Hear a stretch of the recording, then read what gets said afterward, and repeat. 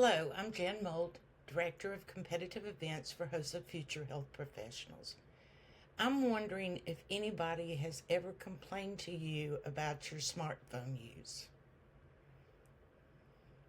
Today I'm going to be talking about research persuasive writing and speaking, and this year's topic is the smartphone responsible for the current youth mental health crisis?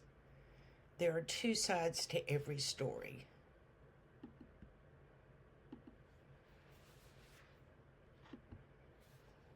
One side is the pro, which means that you agree with the statement. The other side is the con, or that you disagree with the statement. When you talk about persuasive, it's important to know the definition. Persuasive means that you are able to talk someone into thinking the way you think by presenting them options of why you're correct, so that you make them believe the way you do. I'm going to share a couple of articles on this PowerPoint for you to look at after we get through. And one shows some pros of smartphone use. And that is Technology and Mental Health Exploring the Connection. It's presented by the Center for Mental Health, and as you read through it, you'll see some of the things they say are positive effects of technology.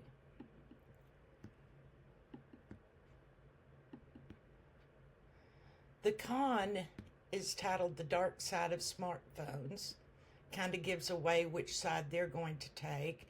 This comes from Psychology Today. And you'll be able to read and look over both of those articles later on. Once you start looking at the information, you need to decide which stand you're going to take. Will it be pro or will it be con? And you're going to conduct your own research supporting your thoughts of, does the smartphone impact negatively or positively youth mental health? You're going to use that topic in the research that you've conducted to write a persuasive essay.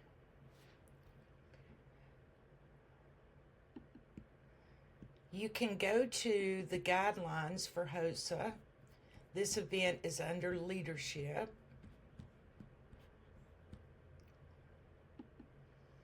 And one of the things that HOSA does is shares with you the rubric, how you're going to be graded. So there is a rubric for the written paper.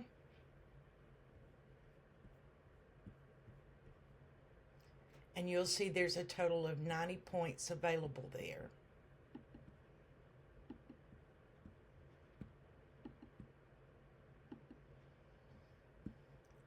The essay, pulling from the guidelines, you should have one page that's your title page, and that should be your first page. The second and third pages are the body of your paper. And then depending on how many references you have, page 4 would be your reference page, and that may go to more pages. Again, depending on the amount of research you've gathered. After you've done your research, written your persuasive essay, then you're going to turn your essay into a speech. And that speech can be up to 4 minutes long. And underneath the rubric where I showed you the paper, there's also a rubric for the speech. So you'll know exactly what you're being graded on as you go through. So congratulations. Once you've done all that, you're ready to compete in research persuasive writing and speaking. Thank you for your attention today.